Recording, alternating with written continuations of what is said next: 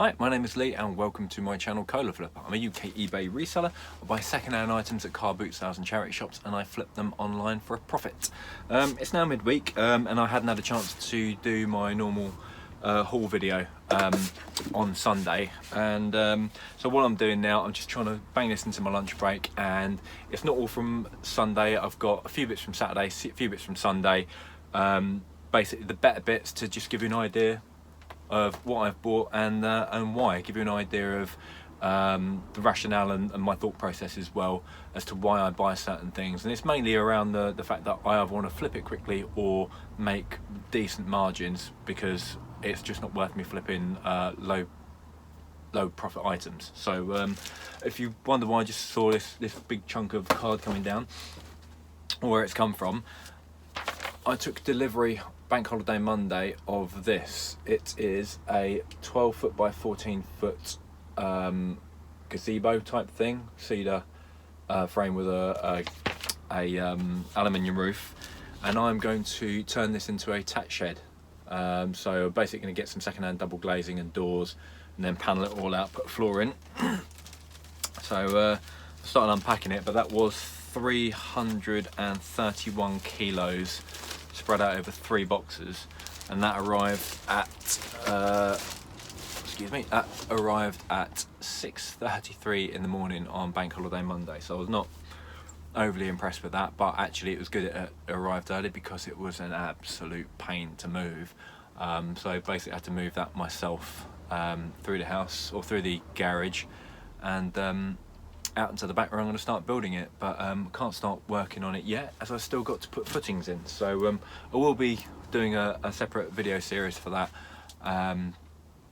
basically showing the process of me putting together the new tat shed, and then that will give me the ability to get the tat out of the house and have a hopefully a tat free house, have storage outside, a working area for cleaning, photography, etc., and keep things separate hopefully. So all good. Right, I'm going to get into the pickups because I'm short on time, because I have to go back to my desk to carry on my day job in less than 20 minutes. I'm going to try and bash through this very quickly. So first pickup was this. It is a Wentworth Puzzle.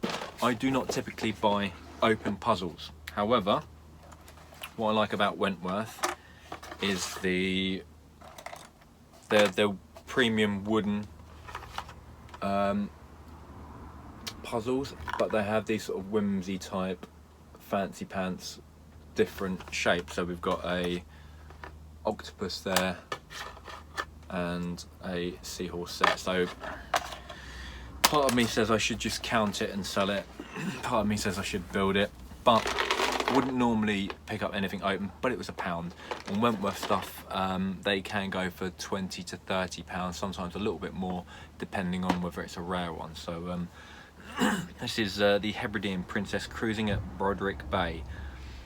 It's not even a very particularly nice photo. It's a bit generic and meh, but because of the name Wentworth, that should go well. So £1 into 20 plus, as long as all the bits are there, and we are golden. Another good little pickup, sealed VHS cassettes.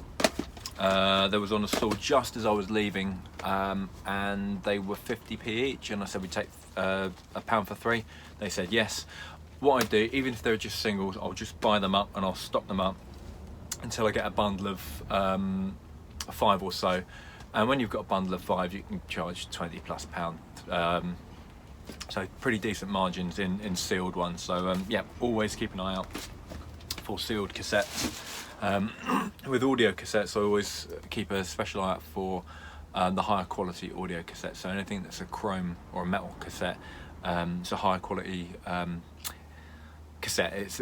You get less background noise, etc. So they're definitely ones to keep an eye out for. But rather than sell singly, because the postage then is such a big proportion of the actual cost of the item, I tend to bundle them up so that if I'm selling 5 or 6 or 7 of an item, the postage becomes a much smaller percentage, which means there's more profit for me, and it makes it more attractive to the buyer. So anything like that, I'll stack up until I've got a decent amount and then bundle them out.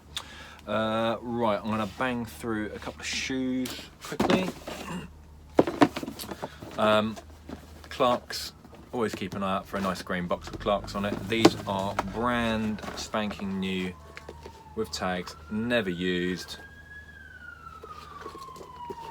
Brogues, absolutely brand new. Have they got a price anywhere? I don't think there was a price of what they were new.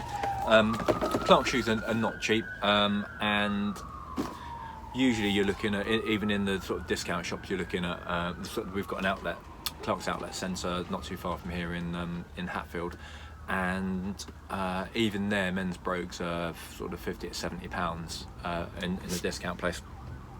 So I should be able to, for the brand new ones, paying, I thought it was either 9 quid or 10 quid, I should be able to flip those for 30 to 40 without too much trouble. The only drawback is at the moment, I'm trying not to buy as many sort of formal shoes, as there are less people going and working in offices, so there are fewer people who need to get formal shoes.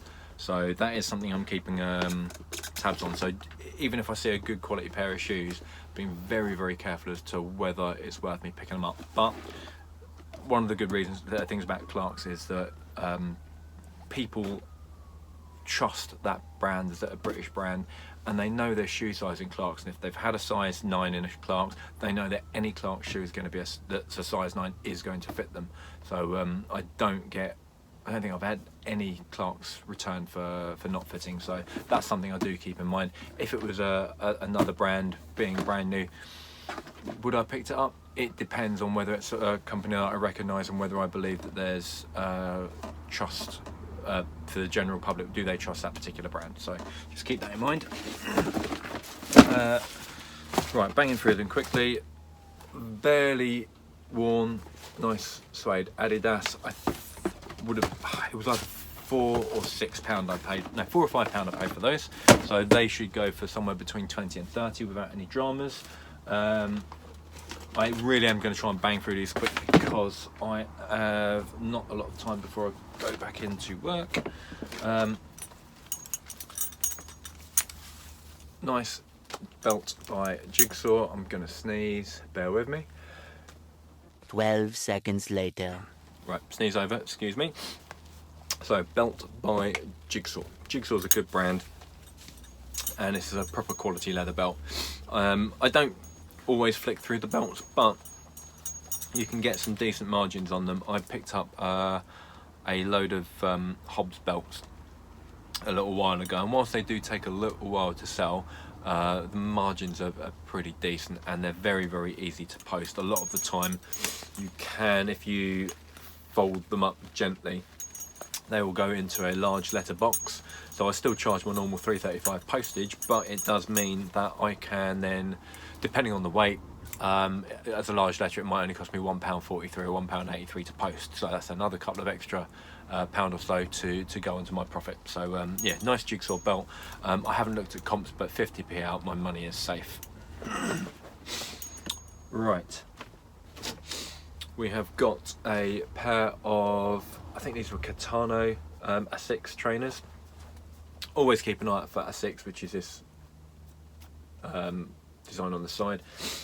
Asics are I don't know if it's Asics or A6 or whatever else. Anyway, they are whilst you get a lot of people who want to go for their Reebok and their Nike and whatever else, Asics are really a real runner's shoe. They are a type of shoe that people don't specifically go out and get for fashion, but they will go out buy them because they are a quality shoe. As usual, always check the inside of the shoe for wear around the heel edge, and check for wear here and here. Always do a bend test to make sure there's no cracks. Give it a bit of a twist, make sure there's no cracks or damage.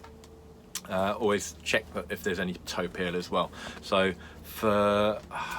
again, I can't remember exactly. What I do is I try to keep an average cost of shoes below a certain amount, because I know my average. I keep a spreadsheet of my sales values for all my items, trainers, clothes, whatever else, and then I work out what my average sale price is for men's trainers, women's boots, whatever it is, and then I know I can then work back from that. Well, if I know on average I'm selling men's trainers at £27.50, or I make a profit of X pounds, whatever it is, then I know that I need to keep my average buy cost below a certain amount. So I typically will try to keep my trainer's buy cost below £5, and that means that some days I'll pick up a couple of pairs of shoes at £2 and £3, and then that means, well, actually I know that if there's a really good pair, I don't mind spending £7 or £8. So keep a mental note as I'm going through, and sometimes you'll see one and a pair of shoes and you think, well, you know what, I've been spending quite high on trainers today,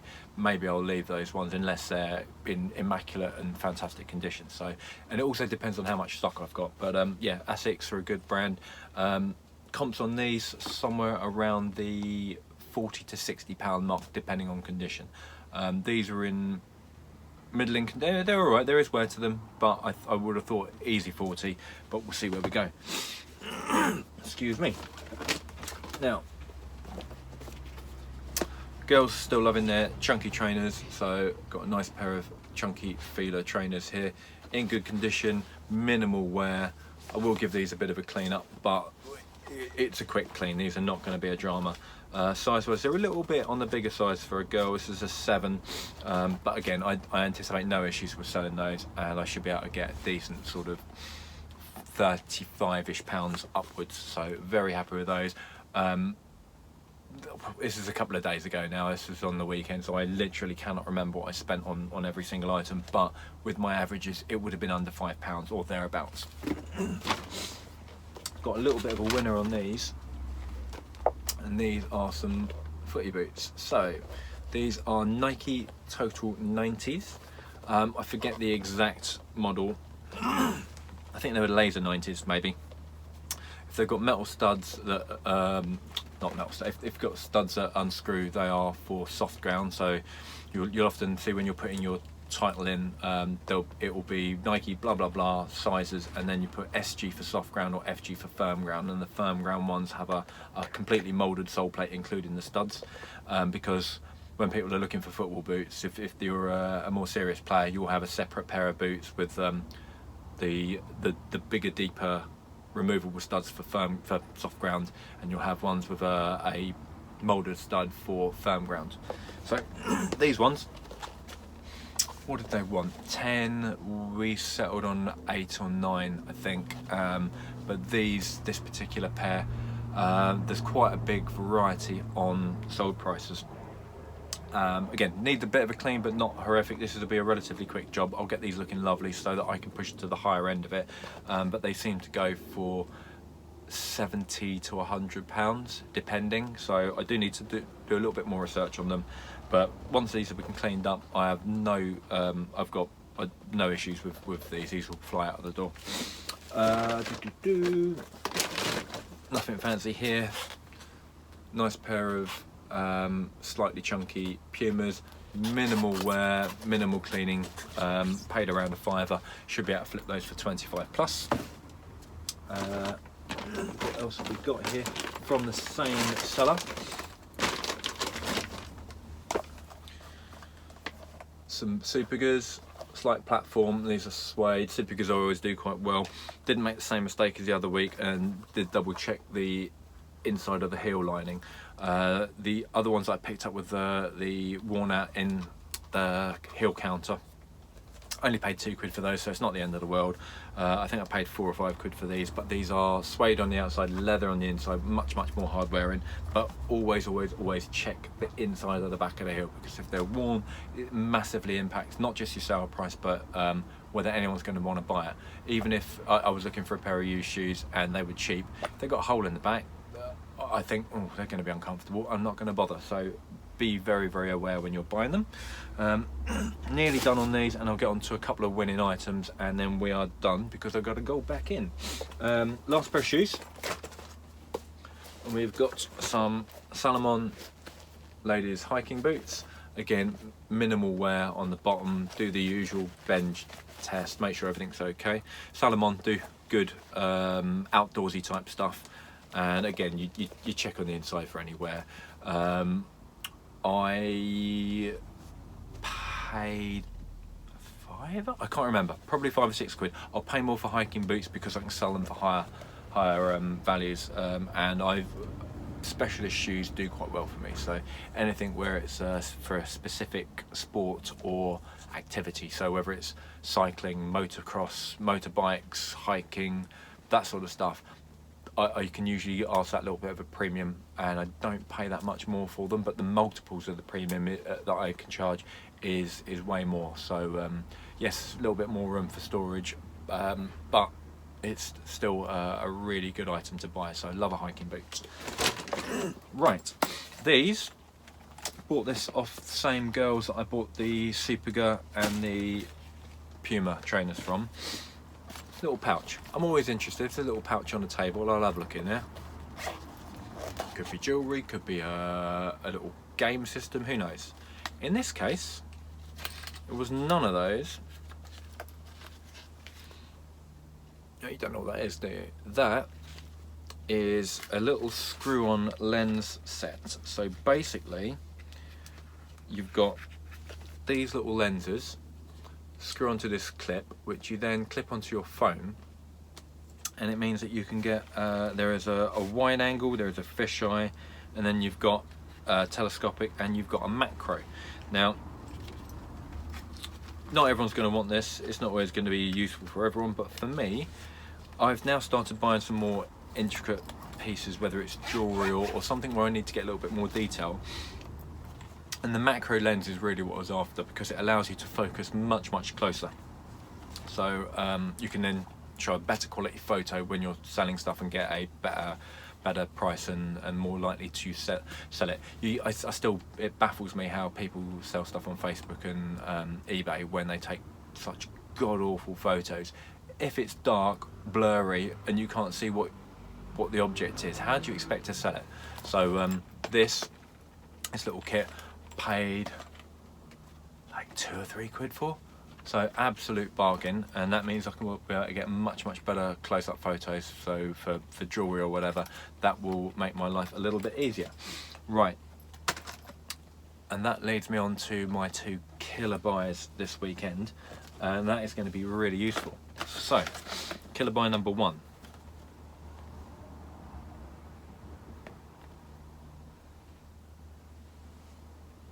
Oh yes. So, saw the bag. Got all the original ribbons. Got the Tiffany's box. Inside the Tiffany's box, we have the Tiffany's pouch. Got all the care details, and then in here we have, whoops, it's all tied in a knot now, great. We have got this. Hold on, I need to get this close up. This may not focus, so I might have to do a split screen at some point and cut in a close up. Well, I've got the lenses now. Let's try and keep this still so you can see. I don't know if that's going to focus. All right, I don't think that's going to focus, so I'll do a picture-in-picture or a split screen.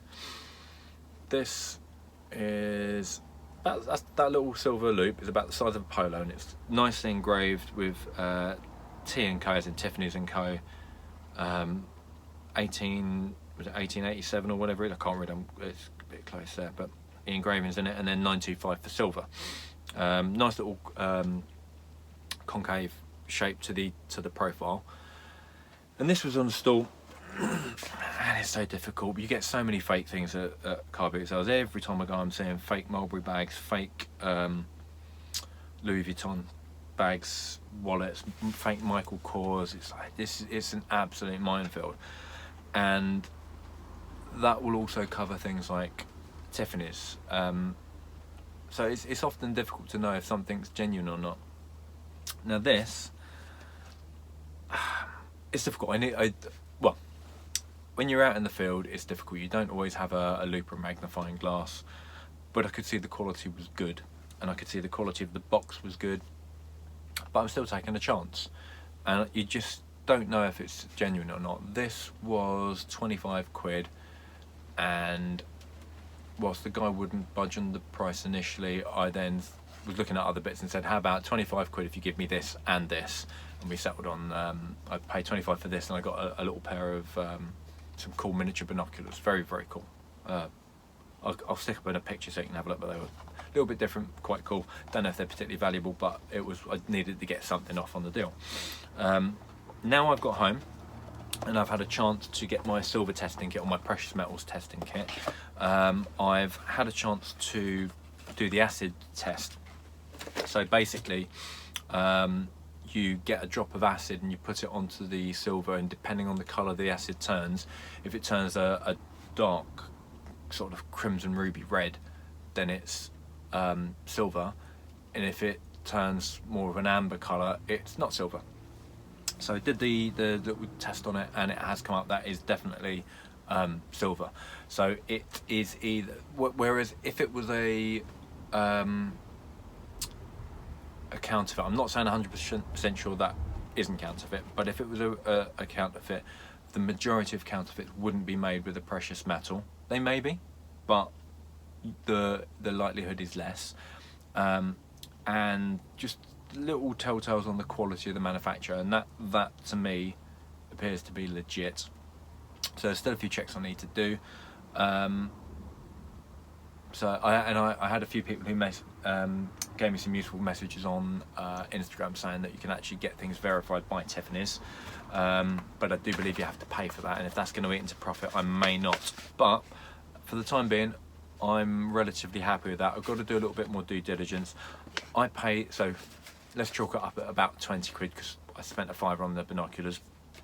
Brand new, that would have been 175. It's still a current line, still something you can get on Tiffany's website. So once I've given that a good polish and a clean, I wouldn't have thought I'd have too much trouble getting between 85 and 100 quid for that. So yeah, quite happy with that. I did take a punt, but it was an educated punt, and I was looking at the quality of the box, the paperwork, the engraving, the type of chain, the clasp, little details can tell you between quality and crap. So either it's a high quality counterfeit or it's legit, but it was worth taking the chance, as I knew that, you know, 2 pairs of trainers sold will pay for that. So if I have messed it all up, trainers are going to cover the cost. It was worth the risk. So yeah, happy with that. And my final item, I need to go back to work, so this is going to be real quick. Doesn't look like anything special, does it? It is a set of weighing scales. Things that made me have a look at this is I've recently bought and sold a set of, it was precision baby scales. So for example, if you've got a baby who's been a newborn who's been a little bit ill, you may want to, as well as going in to see your healthcare worker to get regular weight checks, you may also want to do regular checks at home so you can monitor your baby's weight. So I bought a set of precision baby scales for 35, and I've sold them for, I think it was like 80 something, I can't remember exactly. Did very well out of those, and it just made open my eyes up to keeping an eye out, and if I see a pair of scales, are they precision? These ones were by a company called Sartorius. Sartorius. And these scales, not only, so you've got your little platform, but as well as that, you've got this little plastic cover that when you take that platform off, you can replace that, and that is to protect it from paint. These are precision paint weighing scales. Things that helped me realise these are quality is that there is a little spirit level, because you want to make sure that they are exactly level before you weigh stuff for precision. These, they don't just go down to 1 gram like your kitchen scales. They don't go down to 1/10 of a gram. They go down to 1/100th of a gram. And that is because when you're mixing paint, so 25 years ago, whatever, I did my work experience. I worked for in the BMW paint shop. So basically, if a BMW owner had their had an accident and needed to get a new panel sprayed to match the rest of their car. You'd go and get a microfiche, you would go and look up the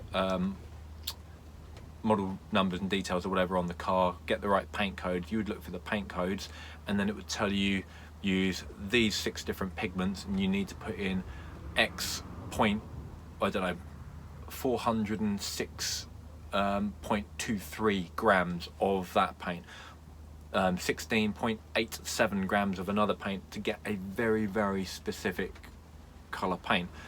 Because if you're more than a 100th of a gram off on too many of these, whilst it may immediately look like the colour matches the car, from certain angles it won't.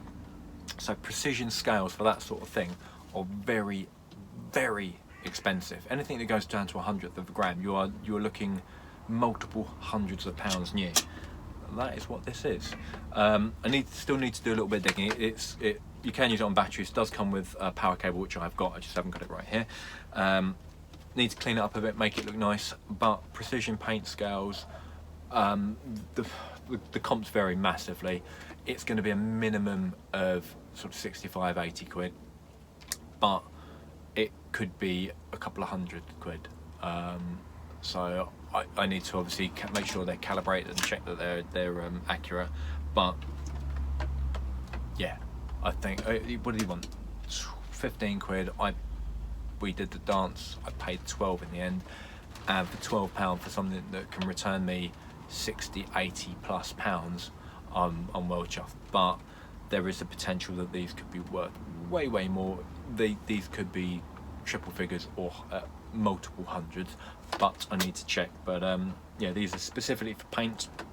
They're a Sartorius PMA touch-up. Yeah, really, really chuffed. I think you can. They've got little cable cutouts at the back. I believe, because there's a little print button, I believe you can actually set them up to a printer, and you can then print off the weights as well. So yeah, I'm well chuffed with these. So right, that is it for the moment. I need to get back because I've got to go to work. So thank you very much for watching. If you haven't already subscribed, please do. It really does help me. It's a little button, just press it. It helps. Thank you. Do it. Also, if you wouldn't mind liking the video, it really helps me as well with the algorithm and whatever else, so that would help. So if you've learned anything or you found anything even vaguely interesting, please click on the like or hit the subscribe if you haven't already. It would be greatly appreciated. We're getting towards, well, we're in September now.